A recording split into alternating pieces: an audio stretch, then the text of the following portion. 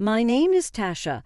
Several years back, I tied the knot with Tom, believing we saw eye to eye on our dreams and aspirations.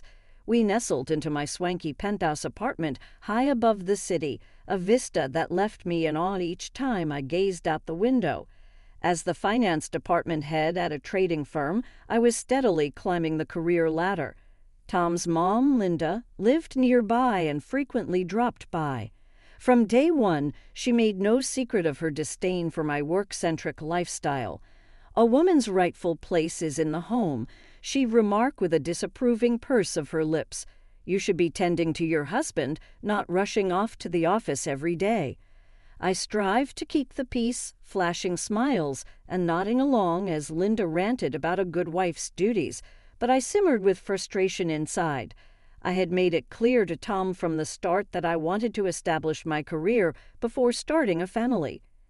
He had agreed back then, but over time I could see him wavering under his mother's sway. "Tasha," as I entered the room, I found Tom and Linda engaged in a hushed discussion at our dining table. The moment they noticed my presence, their voices fell silent, leaving me with a sense of unease. "Tasha," Tom spoke, his tone strained, "we have something important to discuss with you." I dropped my bag and sat down, my heart pounding. "What's wrong?" Linda spoke up first. "First, Tasha dear, we're worried about you. All this work, it's not healthy. You're neglecting your home and your husband. When are you going to start thinking about having children?" I took a deep breath, trying to keep my temper in check. "Linda, Tom and I have discussed this. We agreed that we'd focus on our careers first, then think about starting a family." Tom shifted uncomfortably in his seat. "Tasha, maybe it's time to reconsider. We're not getting any younger, and Mom's right. The apartment's a mess, and I'm tired of eating takeout every night." I couldn't believe what I was hearing. "Tom, are you serious? We talked about this. You know how important my job is to me." "More important than your family," Linda interjected sharply. I stood up, my chair scraping loudly against the floor. "My job is how I'm building a future for our family. I thought you understood that, Tom." I stormed out of the room, locking myself in our bedroom. As I lay on the bed, staring at the ceiling, I couldn't shake the feeling that this was just the beginning of my troubles. Little did I know how right I was. The next morning, I left for work before Tom woke up. As I rode the elevator down to the lobby, I made a promise to myself. I wouldn't let anyone, not even my husband, derail my ambitions. I had worked too hard to get where I was, and I wasn't about to give it all up now. I arrived at the office earlier than usual and stayed late into the night, determined to prove my worth. My dedication didn't go unnoticed. A few hours later, my secretary buzzed me. "Mrs. Thompson, the president would like to see you in his office." My heart raced as I made my way to the top floor. Mr. Johnson, our company president, was known for his business acumen and his tendency to spring surprises on his employees. "Tasha, come in," he said as I knocked on his door. "Have a seat." I perched on the edge of the leather chair across from his desk, my hands clasped tightly in my lap. "I've been watching your work closely," Mr. Johnson began, his face unreadable, "and I must say I'm impressed." I let out a breath I didn't realize I'd been holding. "Thank you, sir." He leaned forward, his eyes intense. "We're expanding, Tasha, merging with a large company from another city. It's a big move, and we need our best people on it." My pulse quickened. Was this going where I thought it was? "I'm planning to promote you," he continued, "head of a new department. But I won't lie to you, Tasha. It's going to be tough. You'll have to work harder than you've ever worked before. Are you up for it?" I thought about Tom and Linda, about their expectations of me. Then I thought about all the late nights I'd spent poring over financial reports and the satisfaction I felt when a project came together perfectly.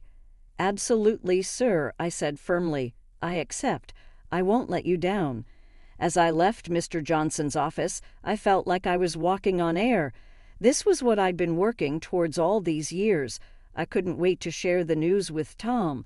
Surely, when he saw how successful I was becoming, he'd understand why my career was so important to me. On my way home, I stopped at our favorite restaurant and ordered all of Tom's favorite dishes. I picked up a bottle of champagne and a bouquet of roses. This was cause for celebration, and I was determined to make it special. I juggled the bags as I unlocked our apartment door. "Tom," I called out, "I'm home, and I've got a surprise." I found him in the living room, sprawled on the couch, the TV blaring. He barely looked up as I entered. "Tom, you won't believe what happened today," I said, my excitement bubbling over. "I'm getting promoted, head of a new department. Isn't that amazing?" Tom muted the TV and turned to face me, his expression far from the joy I'd expected. "So you'll be working even more now, is that it?" I felt my smile falter. "Well, yes, but think about what this means for us.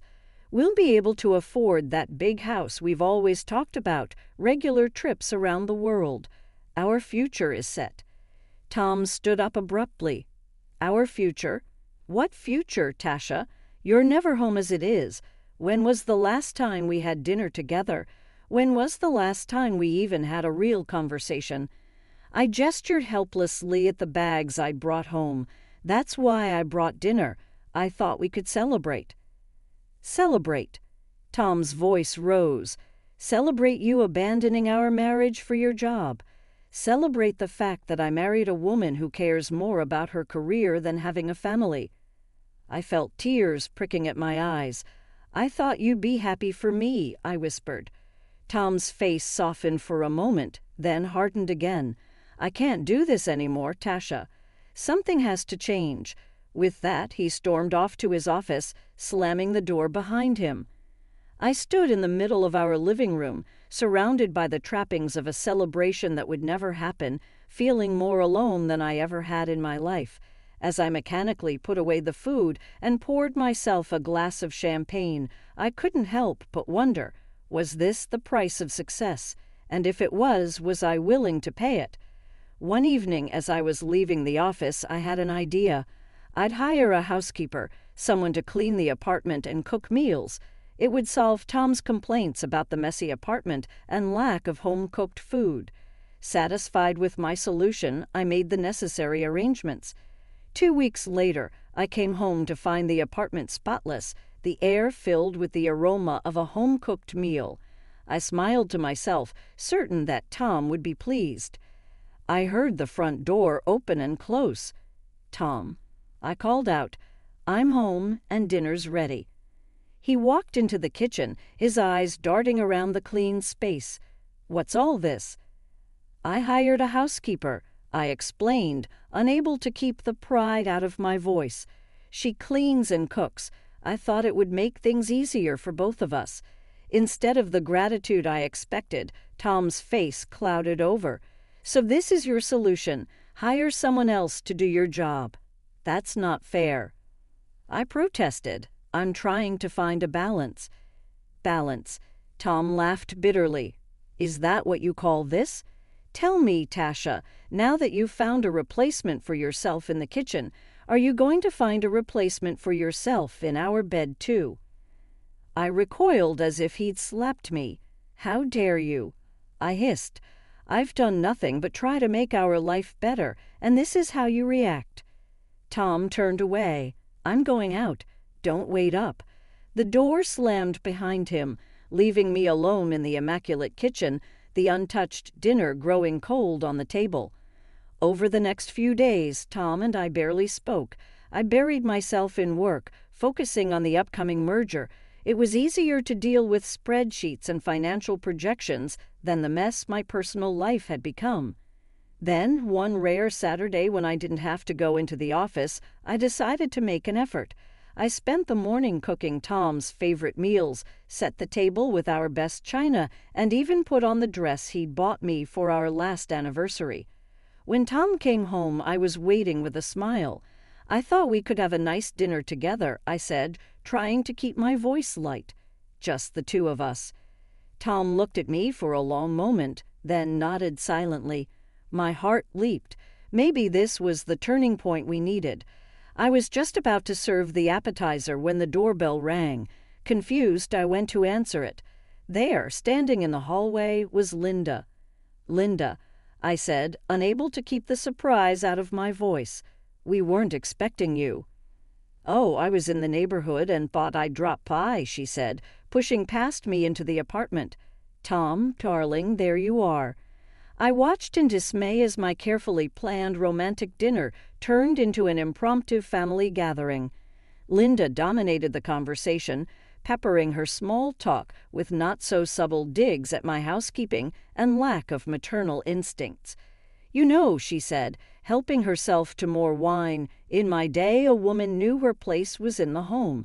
We took pride in taking care of our husbands and raising our children." I stood up abruptly. "I think it's time for dessert," I said, fleeing to the kitchen. As I leaned against the counter, trying to regain my composure, I could hear Linda's voice drifting in from the dining room. "Tom, darling, you need to talk some sense into her. A woman's duty is to her family first. Everything else is secondary." I closed my eyes, fighting back tears. This wasn't how I had imagined my life would be. I had a successful career, a beautiful home, but at what cost? As I listened to Linda's continued lecture on the virtues of traditional family values, I couldn't help but wonder if I had made a terrible mistake somewhere along the way. One evening, I came home later than usual, my mind still buzzing with the day's meetings. As I opened the door to our apartment, I froze. Scattered across the living room floor were baby clothes, tiny onesies, miniature socks, even a small pair of shoes. "Tom," I called out, my voice wavering. "What's all this?" He emerged from the bedroom with a strange look on his face. "Oh, Mom brought those over. She thought it might help you get in the mood," he said. I picked up a small T-shirt, my fingers trembling. In the mood for what, exactly? "For starting a family, of course," Tom said, as if it were the most obvious thing in the world. "Tasha, we're not getting any younger. It's time we seriously considered having children." I spent the rest of the evening silently putting away the baby clothes, my mind in turmoil. Was I being selfish? Was my ambition destroying my marriage? The next morning, I woke up to find more baby items strategically placed around the apartment, a rattle on the coffee table, a baby book on my nightstand, a high chair in the kitchen. Linda's handiwork, no doubt. I tried to ignore them, but they seemed to multiply every day. It was as if the apartment was slowly transforming into a nursery, whether I wanted it to or not. One night, I came home to find Linda sitting on our couch, flipping through a parenting magazine. "Linda," I said, unable to keep the irritation out of my voice, "I didn't know you were coming over." She looked up with a saccharine smile on her face. "Oh, Tasha dear, I hope you don't mind. Tom said I could wait for him here. He's just popped out to get some groceries." I nodded stiffly and headed to the bedroom to change. When I came back out, Linda was standing by the window, looking out at the city skyline. "You know, Tasha," she said, not turning around, "a view like this is wasted on just two people. Imagine how lovely it would be to have a child toddle up to this window, their little hands pressed against the glass, eyes wide with wonder." I felt a headache coming on. "Linda, I appreciate your concern, but Tom and I will decide when we're ready for children." She turned to face me, her eyes hard. "And when will that be, Tasha? When you've worked yourself into an early grave? When it's too late?" I opened my mouth to argue, but at that moment, Tom walked in, arms full of grocery bags. He looked between us, sensing the tension. "Everything okay here?" he asked cautiously. Linda's demeanor changed instantly. "Oh, everything's fine, darling. I was just having a little chat with Tasha about family planning." Tom's eyes lit up. "Really? That's great. I knew you'd come around, Tasha." I felt cornered and outnumbered. "I need some air," I mumbled, grabbing my coat and rushing out of the apartment. A few weeks later, I stumbled through the front door, exhausted from another long day at work. The sight that greeted me stopped me in my tracks. There, padding around our living room in fluffy pink pajamas, was Linda. "What's going on here?" I demanded, my voice rising with each word. Tom emerged from the kitchen, a defiant look on his face. "I've decided that Mama's going to live with us. You're always at work, always away from home. I'm tired of being alone." I couldn't believe what I was hearing. "You decided without even discussing it with me. When are you ever here to discuss anything?" Tom shot back, "When are you here to discuss anything?" I turned to Linda, who was watching our exchange with a smug smile. "You can't stay here. This is my home." Tom's face darkened. "If you're not happy with this arrangement, you can get out." I felt like I'd been slapped. "Excuse me? I bought this apartment before we even got married. It's registered in my name. You can't kick me out of my own home." Linda stood up, her face twisted with anger. She took a threatening step towards me. "Now listen here, you ungrateful." I held up a hand, stopping her in her tracks. "Don't come any closer, Linda. If you lay a hand on me, I'll call the police." Linda's face crumpled as she collapsed onto the sofa, clutching her chest dramatically. "Oh, Tom," she wailed, "did you hear that? She threatened to call the police on me. Your own wife threatened your mother. Oh, how she's hardened. That awful job of hers has turned her into a monster." Tom rushed to his mother's side, shooting me a venomous look. "How could you, Tasha? Your own mother-in-law." I couldn't take it anymore. Without another word, I stormed off to the guest bedroom, locking the door behind me.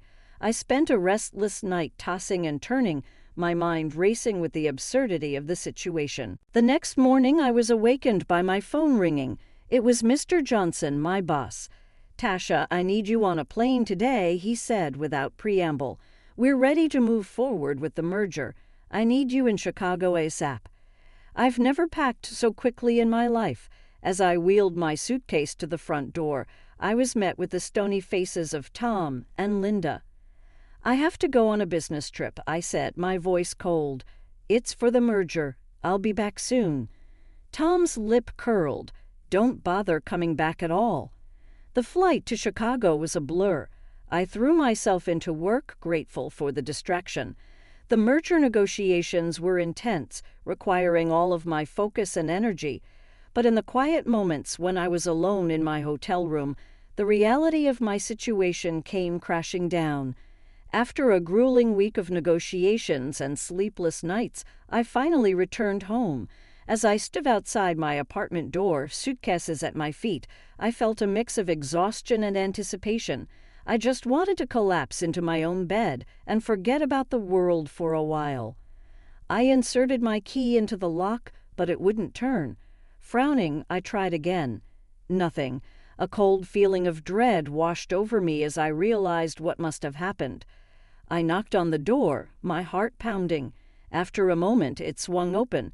There stood Tom and Linda, both wearing casual house clothes, looking at me with a mixture of smugness and disdain. "Why doesn't my key work?" I asked, my voice barely above a whisper. Tom let out a harsh laugh. "I changed the locks," he said, his eyes glinting with malice. "You can come in if you're ready to choose your family over your precious career."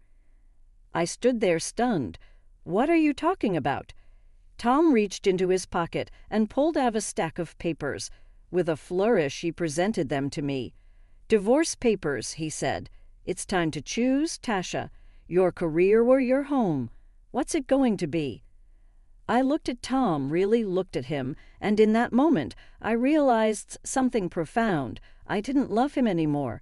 The man I had married was gone, replaced by this bitter, manipulative stranger. Linda's shrill voice cut through my thoughts. "Well, we're waiting. Make your choice." I took a deep breath, straightening my spine. "I choose my career," I said, my voice steady, "because I don't have a family or a husband anymore." Tom's face twisted with anger, but he thrust a pen at me. With a steady hand, I signed the divorce papers right there in the hallway. As soon as I finished, Linda grabbed my arm and roughly pushed me toward the elevator. Good riddance, she spat, slamming the door behind me. I stood there, staring at the closed door of what used to be my home. A laugh bubbled up from my chest, bordering on hysterical. I had just been kicked out of my own apartment.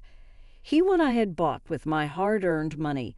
Too tired to make a scene, I gathered my suitcases and made my way to a nearby hotel. A few hours later, I received a call from my friend Rachel, a realtor I had worked with when buying the apartment. "Tasha, hi. How are you doing?" Rachel asked, concern evident in her voice. "I've been better," I admitted. "Why do you ask?" Rachel hesitated. "I've seen Tom's posts on social media. He's saying some pretty nasty things about you." My stomach dropped. "What kind of things?" "He's calling you a soulless careerist who destroyed your family for the sake of your job. He says he sacrificed everything for your relationship and you just used him and tossed him aside. He's even talking about suing you for alimony. People are really sympathizing with him, Tasha." I felt a surge of anger. "That's not what happened at all." "I didn't think so," Rachel said. "Want to tell me your side?" I gave her a brief rundown of the events of the past week. When I finished, Rachel was quiet for a moment. "Oh, Tasha," she finally said, "I'm so sorry you're going through this. Listen, I'm going to set the record straight with our friends and colleagues. People need to know the truth." "Thanks, Rachel," I said, feeling a lump in my throat. "I really appreciate that."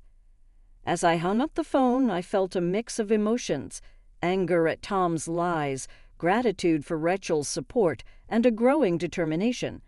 Tom might have taken my home for now, but I wasn't going to let him take my reputation or my dignity. The vibration of my phone startled me out of my thoughts.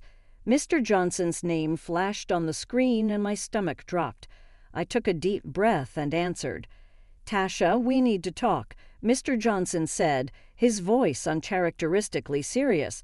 "I've heard some concerning things on social media." I closed my eyes, bracing for the worst.